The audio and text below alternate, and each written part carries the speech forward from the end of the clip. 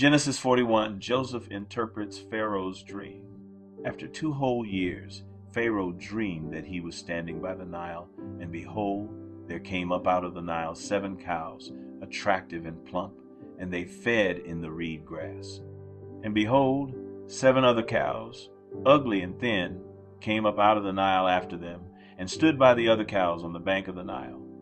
And the ugly, thin cows ate up the 7 attractive, plump cows. And Pharaoh awoke, and he fell asleep and dreamed a second time. And behold, 7 ears of grain, plump and good, were growing on one stalk.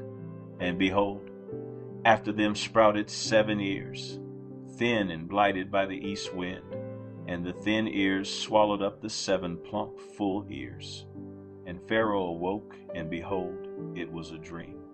So in the morning his spirit was troubled, and he sent and called for all the magicians of Egypt and all its wise men. Pharaoh told them his dreams, but there was none who could interpret them to Pharaoh. Then the chief cupbearer said to Pharaoh, I remember my offenses today. When Pharaoh was angry with his servants and put me and the chief baker in custody in the house of the captain of the guard, we dreamed on the same night, he and I, each having a dream with its own interpretation. A young Hebrew was there with us, a servant of the captain of the guard. When we told him, he interpreted our dreams to us, giving an interpretation to each man according to his dream. And as he interpreted to us, so it came about.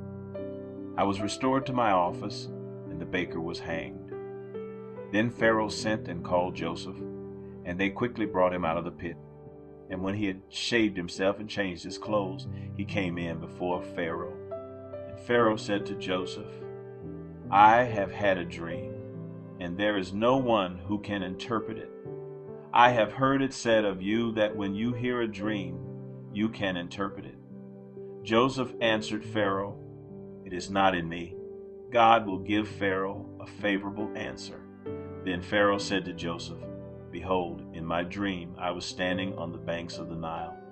7 cows, plump and attractive, came up out of the Nile and fed in the reed grass.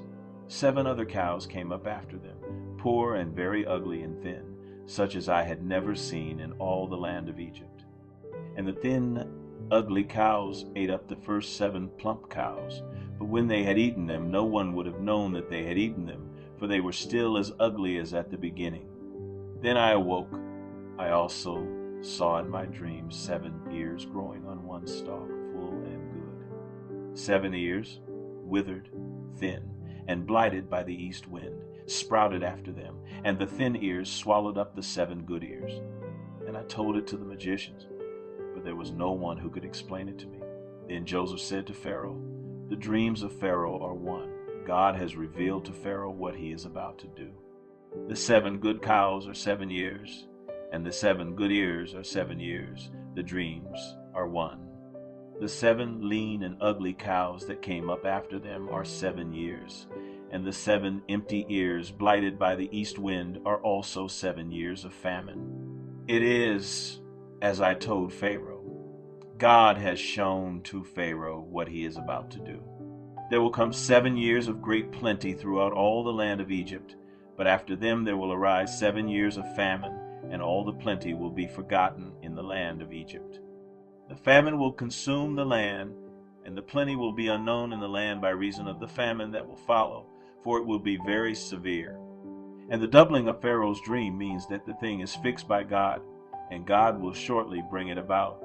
Now therefore let Pharaoh select a discerning and wise man, and set him over the land of Egypt. Let Pharaoh proceed to appoint overseers over the land, and take 1/5 of the produce of the land of Egypt during the 7 plentiful years. And let them gather all the food of these good years that are coming, and store up grain under the authority of Pharaoh for food in the cities, and let them keep it. That food shall be a reserve for the land against the 7 years of famine that are to occur in the land of Egypt, so that the land may not perish through the famine. Joseph rises to power. This proposal pleased Pharaoh and all his servants. And Pharaoh said to his servants, Can we find a man like this, in whom is the Spirit of God? Then Pharaoh said to Joseph, Since God has shown you all this, There is none so discerning and wise as you are. You shall be over my house, and all my people shall order themselves as you command. Only as regards the throne will I be greater than you." And Pharaoh said to Joseph, "See, I have set you over all the land of Egypt." Then Pharaoh took his signet ring from his hand and put it on Joseph's hand, and clothed him in garments of fine linen, and put a gold chain about his neck. And he made him ride in his second chariot. And they called out before him, "Bow the knee." Thus he set him over all the land of Egypt. Moreover, Pharaoh said to Joseph, "I am Pharaoh, and without your consent no one shall lift up hand or foot in all the land of Egypt." And Pharaoh called Joseph's name Zaphenath-Paneah. And he gave him in marriage Asenath, the daughter of Potiphar, priest of On. So Joseph went out over the land of Egypt. Joseph was 30 years old when he entered the service of Pharaoh, king of Egypt. And Joseph went out from the presence of Pharaoh and went through all the land of Egypt. During the 7 plentiful years the earth produced abundantly, and he gathered up all the food of these 7 years, which occurred in the land of Egypt, and put the food in the cities. He put in every city the food from the fields around it. And Joseph stored up grain in great abundance, like the sand of the sea, until he ceased to measure it, for it could not be measured. Before the year of famine came, 2 sons were born to Joseph. Asenath, the daughter of Potiphar, priest of On, bore them to him. Joseph called the name of the firstborn Manasseh, for he said, "God has made me forget all my hardship and all my father's house." The name of the second he called Ephraim, for God has made me fruitful in the land of my affliction. The 7 years of plenty that occurred in the land of Egypt came to an end, and the 7 years of famine began to come, as Joseph had said. There was famine in all lands, but in all the land of Egypt there was bread. When all the land of Egypt was famished, the people cried to Pharaoh for bread. Pharaoh said to all the Egyptians, "Go to Joseph. What he says to you, do." So when the famine had spread over all the land, Joseph opened all the storehouses and sold to the Egyptians, for the famine was severe in the land of Egypt. Moreover, all the earth came to Egypt to Joseph to buy grain, because the famine was severe over all the earth. Genesis 42. Joseph's brothers go to Egypt. When Jacob learned that there was grain for sale in Egypt, he said to his sons, "Why do you look at one another?" And he said, "Behold, I have heard that there is grain for sale in Egypt. Go down and buy grain for us there, that we may live and not die." So 10 of Joseph's brothers went down to buy grain in Egypt.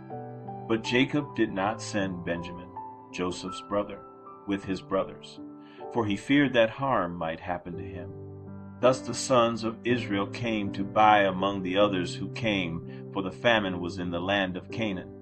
Now Joseph was governor over the land. He was the one who sold to all the people of the land. And Joseph's brothers came and bowed themselves before him with their faces to the ground. Joseph saw his brothers and recognized them, but he treated them like strangers and spoke roughly to them. "Where do you come from?" he said. They said, "From the land of Canaan, to buy food." And Joseph recognized his brothers, but they did not recognize him. And Joseph remembered the dreams that he had dreamed of. And he said to them, "You are spies. You have come to see the nakedness of the land." They said to him, "No, my lord, your servants have come to buy food. We are all sons of one man. We are honest men. Your servants have never been spies."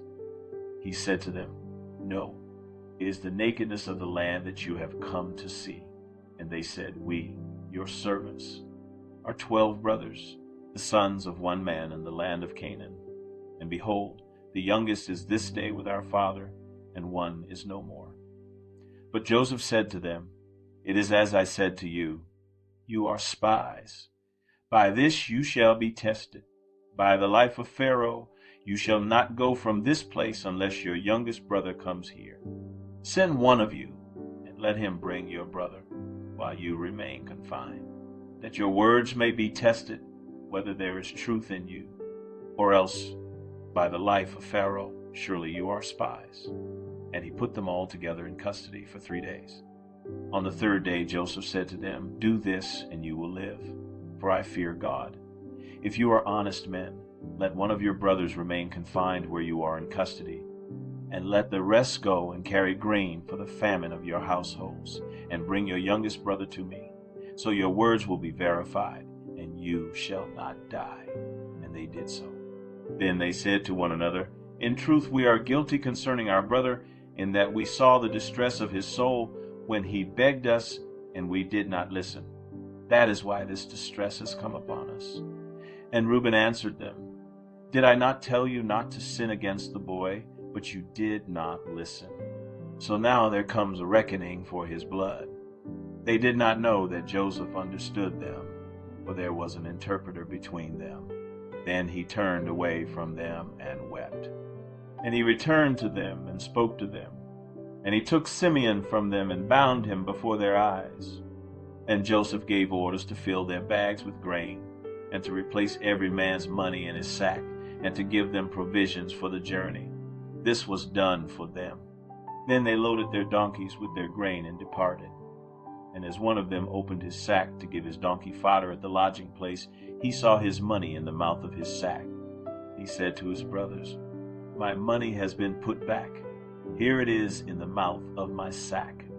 At this their hearts failed them, and they turned trembling to one another, saying, "What is this that God has done to us?"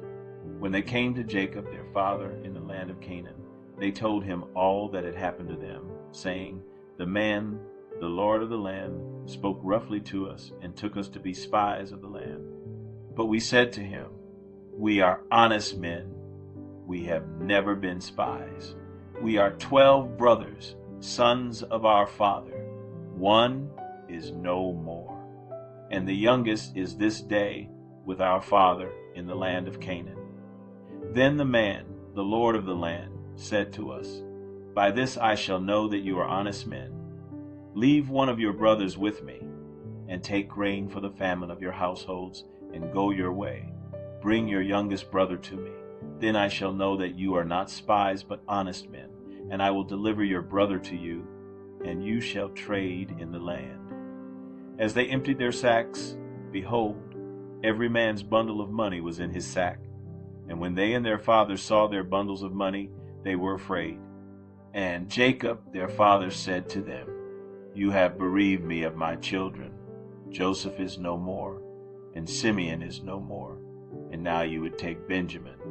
All this has come against me.' Then Reuben said to his father, 'Kill my 2 sons if I do not bring him back to you. Put him in my hands, and I will bring him back to you.' But he said, 'My son shall not go down with you, for his brother is dead, and he is the only one left. If harm should happen to him on the journey that you are to make, you would bring down my gray hairs with sorrow to Sheol.'